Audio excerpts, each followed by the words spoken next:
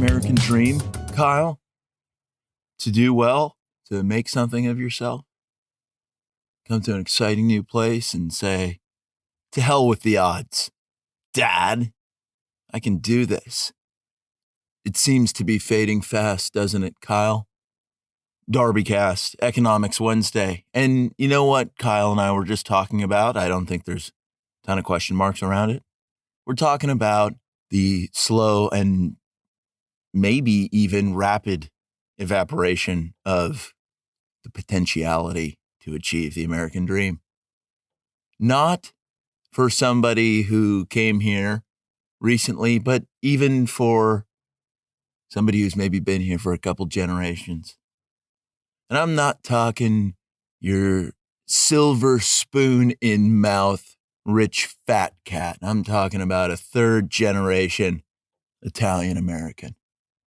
I'm talking about other people like that. I'm talking about coming from a lineage of minor success and then saying, hey, how do I get mine? What the heck is going on? I think a lot of people are saying that. DarbyCast doctors, I'm going to talk about somebody near and dear to all of our hearts today. I'm going to kind of leave you on the edge of your seat for a second as I do some high-level formality whodunitry.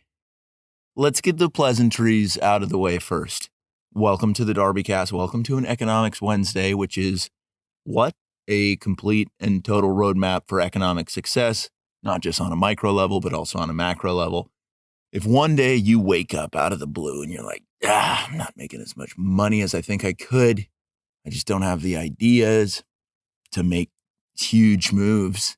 You go back in the DarbyCast catalog to a random Economics Wednesday and you're going to find something inspiring. You know, I was listening to the episode the other day, Kneeling, about guys named Neil who were going to bring us back into economic prosperity. And because as a country, we're not really crushing it economically yet, you know what that means to me? Some of you already know, is we haven't told enough people named Neil how to get with the program. The Neil of the country, the United States Neil. Remember, Neil is a plural as well as a singular.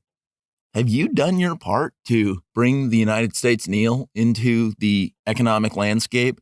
Maybe you have, maybe you haven't. But if you haven't, shame on you.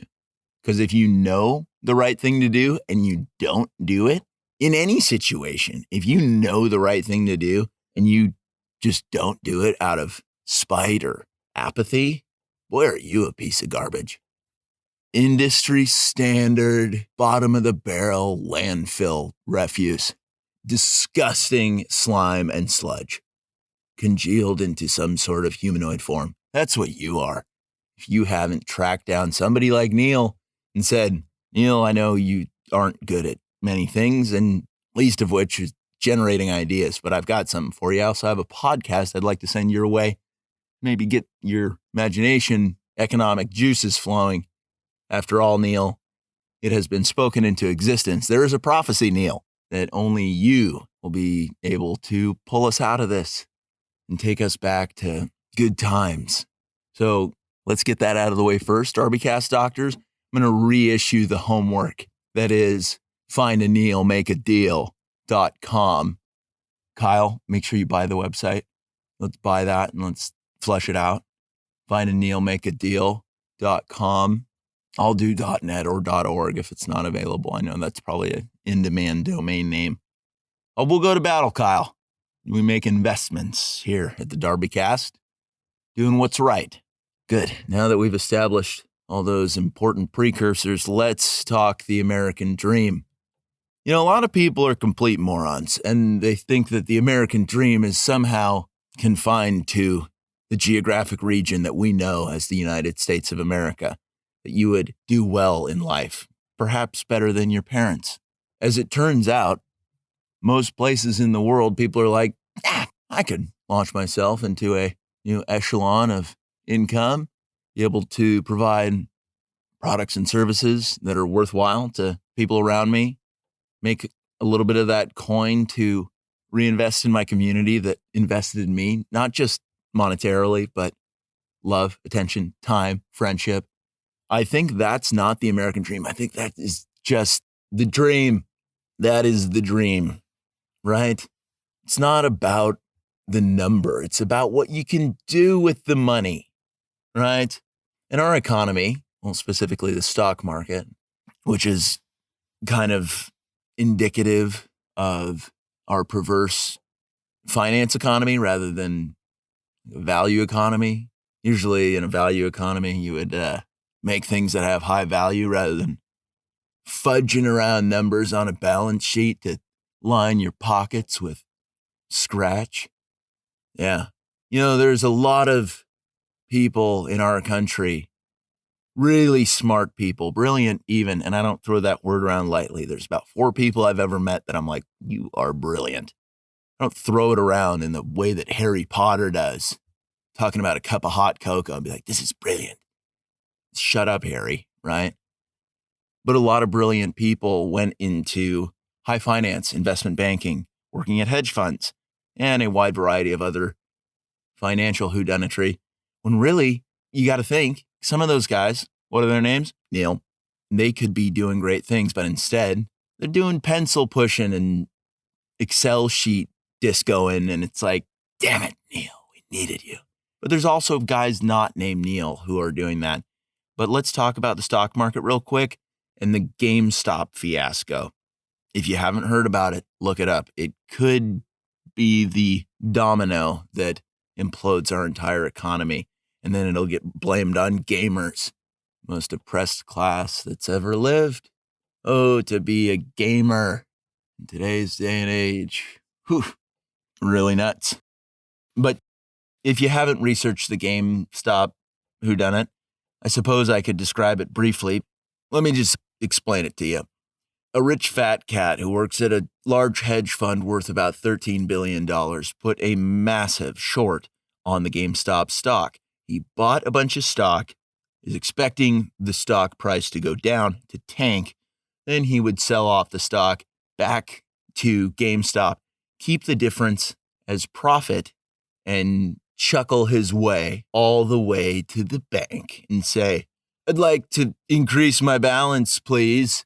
That's what rich dudes say. Here to increase the balance. But a bunch of people on Reddit, bunch of tools decided, hey, I got wind of a situation. Some fat cat shorted the GameStop stock with like $1 billion. You know what would be rough is if everybody shot that stock to the moon by buying it in a frenzy. So if that happens, that puts this hedge fund in a little bit of a sitch, because shorting a stock, you want it to go down. But if it goes up, boy, do you lose a ton of money, because then you got to buy all the shares at whatever selling price comes up. So instead of keeping that profit margin, you're just in the hole. It's a little bit complicated, and I'm not a big finance guy. So here's what I'm going to tell you. It could bankrupt a hedge fund, causing a fire sale of other stocks. The company would have to liquidate their assets, usually in other stocks, to cover their losses. SEC is getting involved in this one. Could be a major disaster. Could be a major disaster. Why am I telling you this? A, because it could have a domino effect. It could send out echoes and ripples into the economy, prompting other large investment funds to be like, no, fire sale time. Let's dump everything. And that may cause a bit of a panic sell by all the retail traders who have entered the game, the stock game in recent history, who really have no business trading stocks because they don't necessarily really know what's going on. Somebody was like, you should invest in the stock market. Stocks never go down. Have you seen the trends? And the unfortunate part about that is, for a while now, that's been like kind of true. So you just get a lot of people who are like, I like buying companies based on their names, or I like buying companies that have my favorite number in their stock price. You get people like that. But then all of a sudden, full stop, GameStop. Whew. So we're going to watch this one. Kyle, Keep your eye on the ticker, would you? Huh, pal? You know what? Pull that up right now, Kyle. Pull it up. Yep, it is now at $305. And I believe the short was at like $10. This company is going to get, the hedge fund is going to get wrecked. Boy, what a disaster. So if this is the straw that breaks the proverbial camel's back and spirals out everything, I guess that'll happen. I don't have a lot of profound thoughts for that. But what I will say, don't blame it on GameStop. Don't blame it on these Reddit nerds who did this, because to be honest with you, we've been in an everything bubble for quite some time now, and most stocks are overvalued by a significant amount. Most assets in the United States and globally are tremendously overvalued, because you get all these finance guys and they're like, pump the money into it. Do the spreadsheet tinkering. Neil? Neil got wrapped in a deal and now he doesn't know how to feel.com, right? But that's not what I want to talk about today on this Economics Wednesday, even though that's some high-level economic whodunitry. I'm going to go back to one of my favorite catchphrases, personal one of mine. You hope for sunshine, but you pack an umbrella. If things go haywire, if things go south in this world, I want you to own an umbrella. And in some cases, that means a shotgun and some peanut butter. That'll do you fine. You will survive. You'll thrive, actually. Peanut butter, no problems there. But what do I want to talk about next? The vaccine. Oof. Tough subject, right? Tough subject. And remember, if you have any question marks about taking the vaccine, you are now declared a backwards thinking ignoramus, potentially a terrorist / conspiracy theorist. All these weird buzzwords. It's like ketchup. You can throw them on anything, right? You're like, oh, you're not into a vaccine? Sounds like you are a terrorist, bigot, homophobe.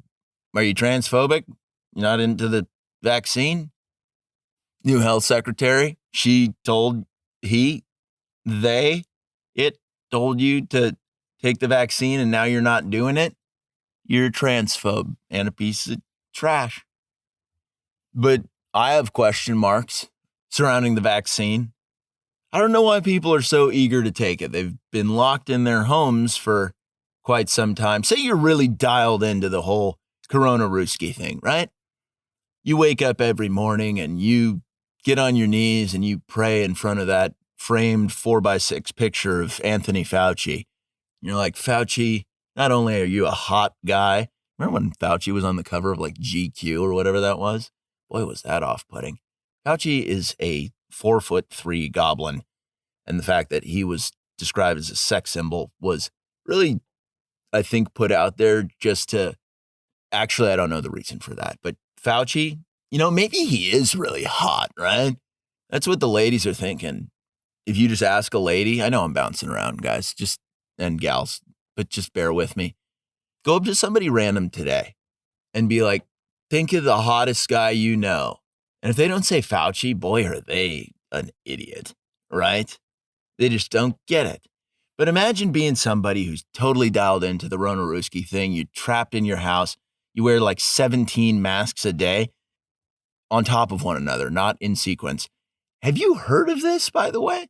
The new thing to double mask. Why not triple mask? Why not quad mask? Why not quint mask? Why not sex mask? Or sept mask? Or oct mask? What's going to be the safest for you, huh? Boy, is this just getting absurd. It's like people have forgotten the dynamics of a virus, that over time it becomes less severe and more contagious. Eventually, what happens is everybody gets that weakened strain, and we have what I guess is called herd immunity, although people throw that word around and I don't quite know what it means. Call me a moron, but it's one of those buzzwords that came around last year, just entered into the public consciousness at the drop of a Fauci. That's just a quick moment. All of a sudden, you're going throughout your day, you're trying to pursue the American dream. Then at the drop of a Fauci, you got to change course. I wonder if this GameStop thing will will radically alter our trajectory at the drop of a Fauci. It may not. But say you're that person, you're so dialed in, you worship Fauci on a daily basis, you wear your 17 masks to do your part. You've been terrified of this virus that has become significantly weaker over time and doesn't really have terrible symptoms at this point. Mortality rate is lower than the flu, although numbers keep getting thrown around of, hey, this is the worst. You notice as soon as Biden got in that coronavirus seems to be just going away, just like that. Drop of a Fauci. Man, seriously, find somebody named Neil today and just let's get this thing back on course. Some of you are still wondering, who are we talking about today? Who's our major focus? And I'm getting to that. Don't rush me. It is a process, okay? Kyle, it's a process, right? But as the virus becomes weaker over time, as every single virus does, as it spreads, becomes more contagious and less severe in its symptoms, out comes the experimental vaccine, which is where my question marks really arise. And call me an anti-science idiot, but these are the things that I know. The vaccine was developed very quickly. Drop of a Fauci. Couple reasons for that. They cut through a little of the bureaucratic red tape that exists in the industry. But what else? They skipped phase 3 trials. So this vaccine is actually the first of its kind. So most vaccines, the way they operate is by taking a weakened form of a bacterium or a virus, throwing it in your system, and then letting the body stave off a very weak and sloppy assault. That's it. That is it. This one's different, though. So surrounding the coronavirus are these protein spikes. It's how the whodunit enacts the whodunitry. Coronavirus has its little spikes, and then it punctures cell membranes and proliferates into the cell, hijacks the cell, kills it, well, actually more of zombifies it and turns it into a virus factory. So what does this vaccine do? This vaccine, first of its kind, is not the weakened form of the virus. It is just a healthy dose of these random protein spikes. And I don't get it. I don't get it. I would have to read up a lot. And I've read a fair amount on these protein spikes, and I don't know if this is the right call. So as the virus gets less severe, we are injecting people with an experimental vaccine that skipped phase 3 trials. That just gives me the question mark, right? Say, is this really cool? Is this a good deal? I'm hearing about some adverse reactions. People are calling any indication of a poor reaction to this protein spike cocktail. They're saying, no, that's not true. That's fake. Sorry. I don't believe that there could be an adverse reaction to injecting something into your body. No chance. It's like, we need to do this to achieve herd immunity. Yeah, I've been locked in my house wearing my 17 masks and nothing scares me more than coronavirus. But how about I get fragments of the coronavirus blasted into my body in a way that's never been tried before and the long-term effects haven't been studied? Let's do that. And I thought these were supposed to be the people who were really like rah science. Find a picture of Fauci, find a picture of Charles Darwin, practice kissing on them, right? Buy a sex toy, name it after Fauci. That's how much these people love science, or so I've heard. Couldn't be more thrilled to inject it into their bodies. So I know I have these backwards beliefs like questioning things. That's one of my most evil things that I do is say, like, is that a good call? And what are the potential downsides? Think about how many adverse reactions could happen to guys named Neil, to the Neil of the country, before we unleash them with great ideas. Just think about that. That's how I tie this all in together. And let me fill this out all the way. My ultimate question mark, what if the vaccine does a lot of damage to guys named Neil? We are toast as a country. We don't have any shot of going back to the glory days of producing stuff and being economically prosperous. 2-car garage, baby. You don't get that if we don't have job creators like Neil. Boy, wouldn't that be the conspiracy to end all conspiracies? Is that the establishment knows that the key to the American revival economically is the United States Neil, and they aren't having it. They're like, we hate Neil. We want to crush this country. We're going to take out the Neil. That'd be the dirtiest trick of all time. Because they just know. There's some feds who listen to the DarbyCast.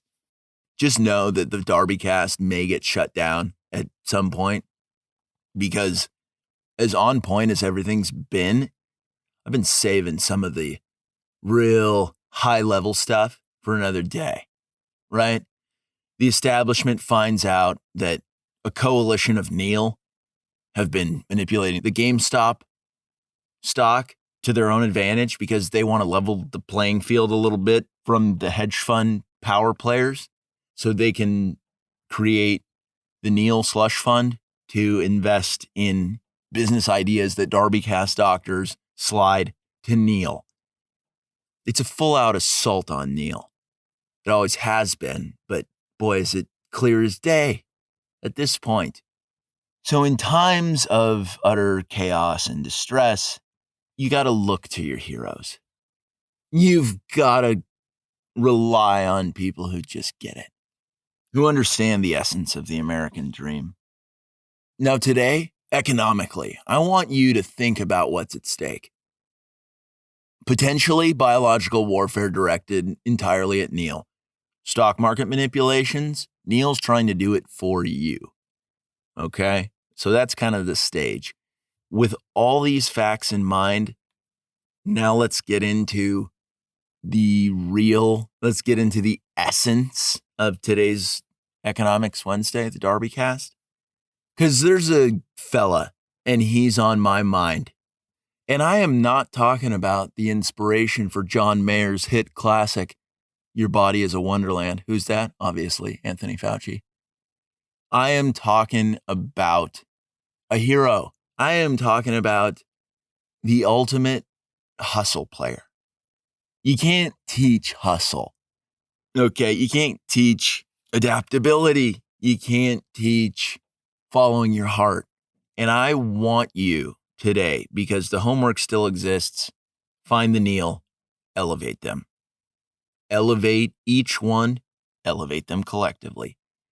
But if you're wondering how you're going to do that, or you're saying, I'm so tired these days, I'm emotionally exhausted, I'm so lusty when it comes to Fauci. If these are the thoughts that you're having, I want you to take a time out and be inspired by not just the American dream, but the entire economic dream of everyone on the planet. This is how we're going to do well. It's a two-pronged thing. I need everyone here to get ultra fired up, to feel inspired, pass a little of that on to Neil, get him out of the global finance game and say, we need to apply your efforts where it matters. Hold off on taking that vaccine, Neil, until more tests happen. So I don't want to be an anti-vaxxer, right? It'd be really something if somebody called me that. Boy, would that make me shake in my boots. Somebody's like, you're an anti-vaxxer. And it's like, yeah, when it comes to this one, I got question marks. But let me continue succinctly how this is all going to go down. You take a page out of this rare individual's book, realize that life is about establishing yourself, going to places that others won't, stepping to the beat of your own drum. And then you do the right things with that. You do all the right things. You make powerful choices. That is the essence of the American spirit, the American dream, and just the dream in general. Okay, let's talk about him. And I'd love to get this guy as a guest on the DarbyCast. Guy Fieri. Guy Fieri. Italian-American. He could have set up shop in any country that he wanted.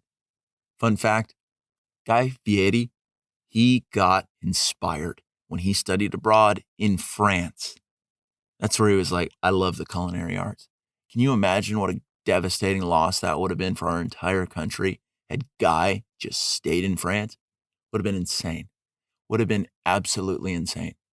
And just as a side note, what do we think about Guy getting the vaccine? Has he done it? Has he done it? I doubt it. And if he has, he definitely took a fake vaccine just for show, just to appease the establishment. Because Guy has a mission, and that is taking everybody and their mother on an express trip bullet train to Flavortown. That's where you recharge the batteries. That's where you get together with like-minded individuals and say, let's team up and apply our efforts towards the stuff that really matters. Inspiring people. Getting people out of high finance and saying, we need you in real business ideas. Stop lining your pockets and start providing more value. And a lot of people who are in that industry are like, we provide tons of value. We finance everything. And it's like, well, yeah, there's some people who do that, but there's also a lot of crooks in high finance, fudging numbers, moving things around, being really good at odd math equations to move money around that doesn't even exist. Bunch of illusionists, magicians. And I'm a sucker for a magic show, but not like this. And neither is Guy Fieri to that point. Guy Fieri is about what's raw, what's real, and what's tasty. Guy Fieri doesn't think Fauci's hot. Cat's out of the bag. He knows what's hot. Ghost peppers, offset by some Cool Ranch. Doritos. I bet you Guy Fieri has so many ideas for Doritos flavors that the establishment has just been blocking at every turn. Some of you are saying, I'm not bridging the gaps between the GameStop meltdown, high finance in general, Fauci's body, the vaccine, and Guy Fieri. And to that, I say, keep listening. All the DarbyCast Doctor regulars know that everything always comes together. It always does. In a way that is both charming and violent when themes clash and then meld together, creating an aegis, a bulwark against nonsense. That's it. So let's talk about Flavortown in general. Key place. And some of you who are not yet Fieriites, that is a follower of Fieri, don't understand that Flavortown is accessible multiple times a day through eating something tasty. And when you are in a state of utter Flavortowndom, you can do just about anything. You can rise to the challenge. The American dream isn't dead. It is laying dormant in Flavortown. When you get together with some of your buddies and you eat some cheesy fries that are, in the words of Guy Fieri, gangsta. Longtime listeners of the DarbyCast know there's a lot of high-level theoretical ideas thrown around here, but occasionally you probably think to yourself, I'm just one person, man. And that's why I'm telling you, meetup spots in Flavortown. That's where everybody's going to get together. You invite somebody today, maybe they're named Neil, hint, hint.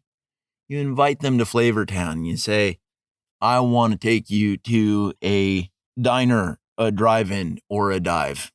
That's what a Fieriite does. That's what a Fieriite always does. Because there's some pretty intense ideas discussed on the DarbyCast. And if you're going to bring somebody into this world, into your world, you better make sure that they are wearing a safety harness. And what's that safety harness? Spicy garlic wings at a local business. Support local businesses. That's also part of the American dream. Don't keep giving your money to big wings, right? Buffalo Wild Wings, Wingstop. That's not what Guy Fieri would want for you. But you got to start taking the ideas of the DarbyCast and employing them with other like-minded people. You need to get together with people and have these big ideas. And if you're like, what about the social distance? I say wear 18 masks and get out there. There are big fish to fry. Catfish, beer batter with a side of potato wedges. Let's talk about all the good things that start happening when you get more dialed in on a one-to-one scale with Fieri. Start walking in his footsteps. Find a great gal named Lori in the city of Long Beach, like Fieri did.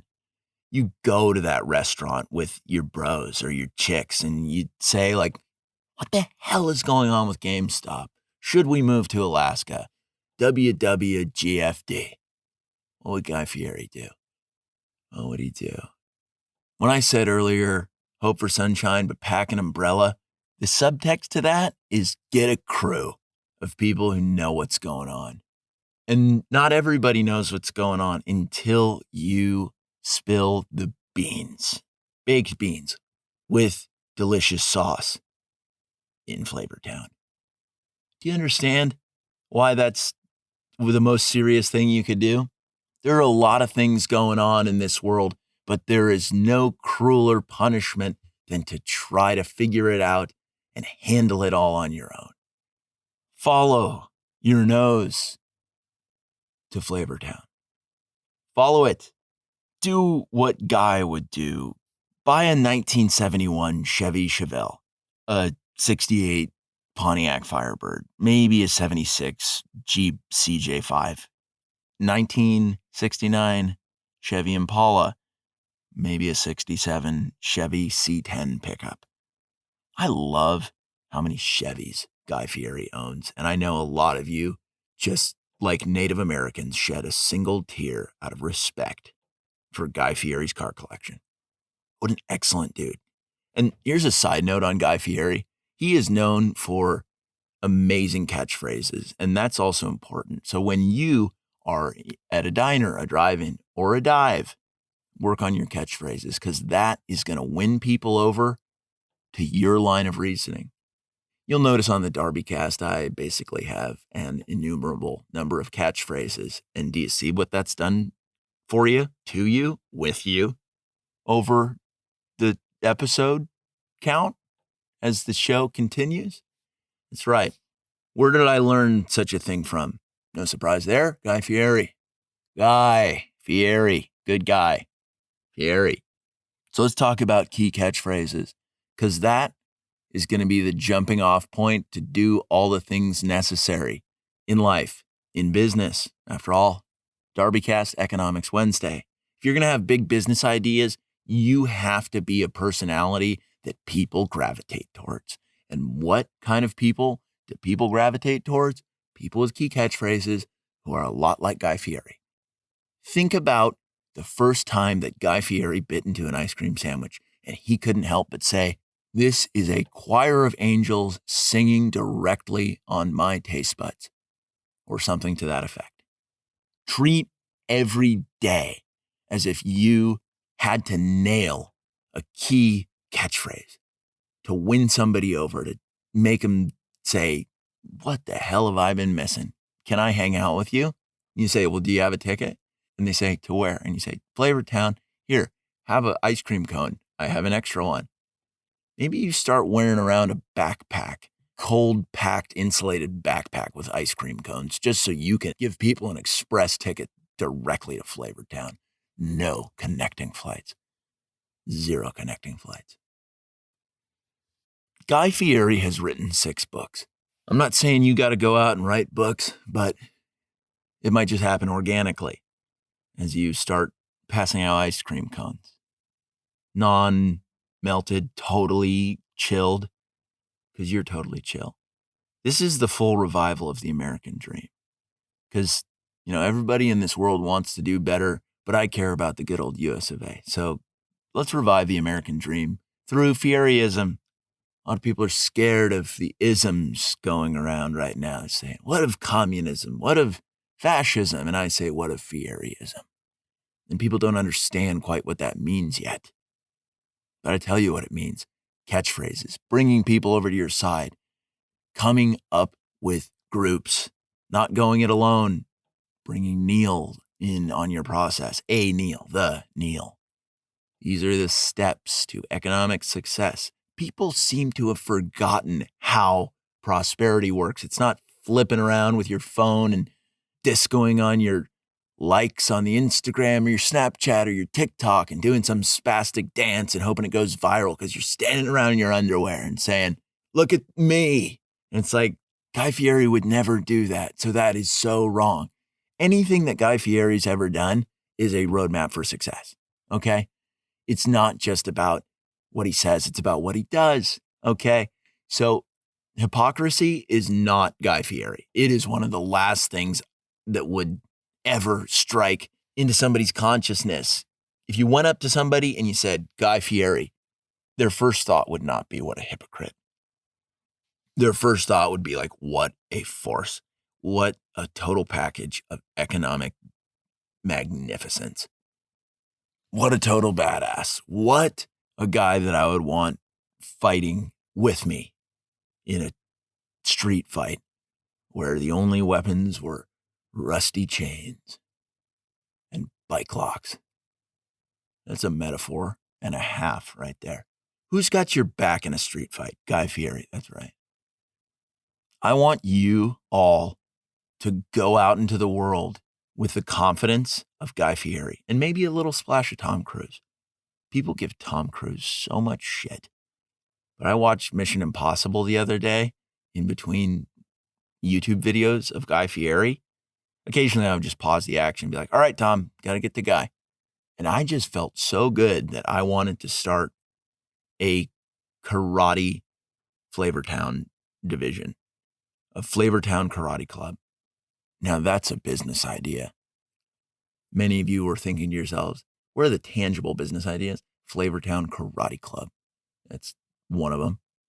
You're going to have a little too much money than you know what to do with. And what do you do with that money? If you don't know what to do with it, you reinvest it in the people and the things that made it possible. You support local businesses. You know, Elon Musk is a big fan of the DarbyCast. He always has been and he always will be. He hasn't expressed it publicly yet because he's a Fieriite and he knows that when he does it, he's got to come up with a key catchphrase. But that day will come. You want to talk about my dream DarbyCast? It is one-on-ones in rapid sequence, this order. Guest 1, Guy Fieri, obviously. Guest number 2, Tom Cruise. And then bat and cleanup, Elon Musk. That will happen one of these days, and I'm so excited to give you all that gift. That's it. I'm going to leave you on an interesting thought. Do you think Guy Fieri always said the right thing? How many outtakes do you think there are on diners, drive-ins, and dives where he just blew it? When he was first cutting his teeth and saying, I need to put effort into everything that I do because how you do anything is how you should do everything. I'm going to shoot my shots. I'm going to take hard cuts. I'm going to say stuff. I might crash and burn, but I'm okay with that. I am building something here. Talk about the American spirit, the ability to fail and to keep moving forward towards your goals.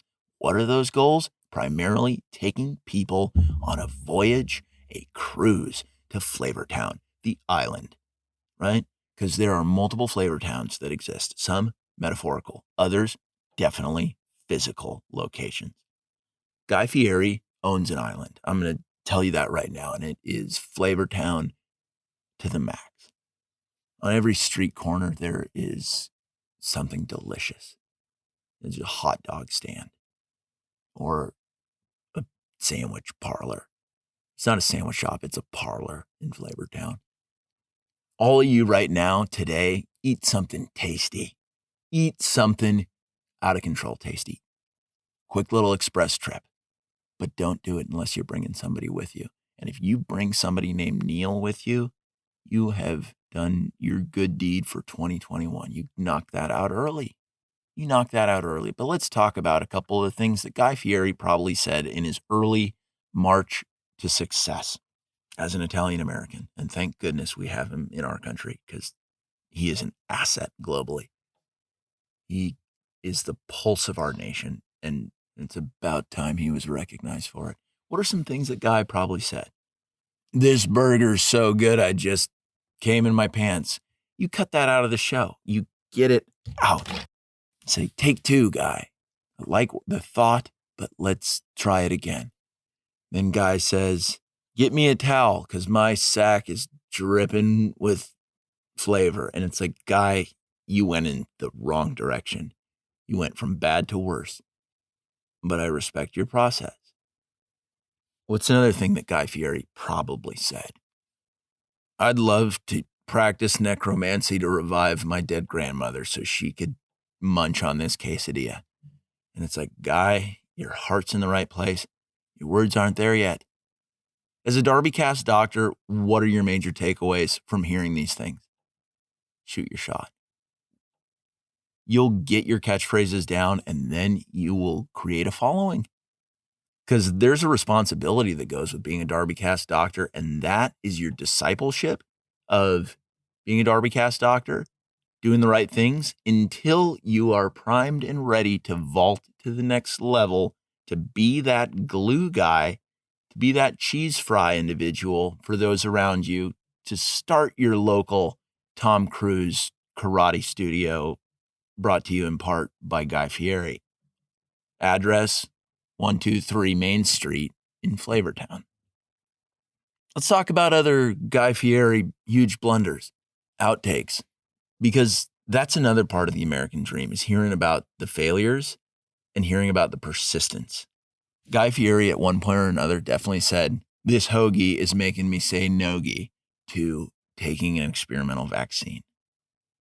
And I wish they would have left that one in the episode that was recorded for. We all do. What are other phrases that Guy definitely said, but are now hidden on some files in a computer, underground digital lockbox that one day we will have access to? And then you will know that I knew what was going on. And I'm not going to take pleasure in that. I will simply acknowledge that. I'm not saying this to toot my own horn of the car driving the streets in Flavortown. I am telling you this because it's the stuff that matters. Okay? Here's another Guy Fieri most definitely said it, and it's not available to just watch on YouTube or Vimeo or Rumble. That's a new video platform I've heard. Dinesh D'Souza is big on there. Dinesh is a good guy. I feel like he's definitely a Fieriite. But Guy Fieri probably definitely said, buy low, sell high, tank the U.S. stock market. I love a pastrami sandwich from time to time. That catchphrase, we could have used that like yesterday, right? Boy, would that have gotten people fired up. Ready to inspire those around them with key catchphrases, to be that magnet, to be that lightning rod, attracting the high voltage of Neil. That is totally it. That's totally it. Let's talk about other Guy Fieri callouts that weren't quite all there, but actually low-key kind of were. Maybe he ate a sandwich that was like kind of questionable, and it didn't take him to Flavortown. It's like having your airplane crash in the Bermuda Triangle on your way to Malaysia, metaphorically at least. This Philly cheesesteak is like going to the red light district in Amsterdam and seeing sex trafficking on a huge scale. Unsettling. That's how this Philly cheesesteak tastes. That was so true when he said it, and it's so true now. I think it's gained truth velocity over time because truth is fast. Put that on a DarbyCast sweatshirt. Truth is fast. Put that in there with Falcons are forever. Kyle? Truth is fast, comma, and Falcons are forever. DarbyCast. Guy Fieri once said, upon taking a bite of something, that it would be good out of a shoe. And that's a real quote. He describes so many things as money, and I don't mind that at all. Let me issue some business recommendations directly to Guy Fieri, because that will help spread the message, which will in turn spread the message of this particular podcast episode. GFU, Guy Fieri University. Take over Le Cordon Bleu and teach people how to cook right. That's a huge business idea. What about making a new infrastructure company called the Guy Fieri Express, where you raise capital to make interstate highways that are really well maintained, take you to the fast track to Flavor Town. You can get to any restaurant super quick. Transcontinental Guy Fieri Express.net. Guy, take these ideas. Take them. Some of you right now are saying, I want to hear more of these Guy Fieri mess ups. And believe me, in the beginning, there were probably a lot of them. But the American dream is knowing what's going on around you, teaming up with good people, taking hard cuts. And when you miss, you get back up, you dust yourself off, you eat a plate of penne pasta, and you say, whatever comes to mind, you say, this is like scanning a QR code for the DarbyCast, the best choice I've ever made. Imagine being alongside Guy Fieri as he metaphorically did cartwheels through the French countryside, and quite literally did that. Just drinking fresh milk and doing it right. That's what Guy did. Imagine being with him and having him taste things for the first time and hearing him just go straight off the cuff and you just being like, Guy, you are the template for success in this world. Imagine him crunching into a baguette for the first time ever and him saying, this tastes like slathering one's body in spicy mayo and letting Theresa May and Angela Merkel lick it off out of respect. Imagine being there and hearing that firsthand. If that doesn't make you want to be an entrepreneur, nothing will. A lot of the DarbyCast doctors right now are thinking to themselves, this was in plain sight. Why didn't I pursue Fieriism as a style of governance, as a modality of conduct? And it's okay. But now that you know, you got to do the right thing, because not doing the right thing would be categorically evil. Imagine being the kind of boner who listens to a podcast like this episode in particular, and says, I don't want to inspire anybody. I don't want to try hard. If that's your vibe, never listen to this podcast again. You are excommunicated from Flavortown. You just lost your citizenship. You're out, and you're never coming back in, because Flavortown is a sacred place where only cool people can be. One day, in 15, maybe 20 years, there will be some guy discoing a podcast or some gal hitting the ones and twos and talking about you in the way that I'm talking about Guy. Saying things like, Guy brought awareness to my understanding of how disgusting Fauci was. Guy made me realize that I was a little too isolated and I needed to share a meal with somebody. Guy prompted me to restore a classic car. Guy massaged my hope in a way that was almost inappropriate. Replace Guy with your name. Feel that vibe for the rest of the day. Imagine somebody talking about you as a great American who asked the right questions, said a couple really sketchy things, but you didn't let them slow you down. I hope that one day my legacy can be a fraction of Fieri. Fractionoffieri.biz, right? You get it. You've always known it. It's this deep-seated knowledge. That is the essence of the DarbyCast. When you hear things on the DarbyCast, I know how the emotional response goes. When something really hits home and it clicks with you, kind of sends shivers down your spine. Shivers of flavor. Paprika, right? Totally paprika. Can you imagine going on a trip with Guy Fieri when he was in his late 20s. You go on a trip to Barcelona, you get a paella with him. You get a nice seafood, rice, saffron paella.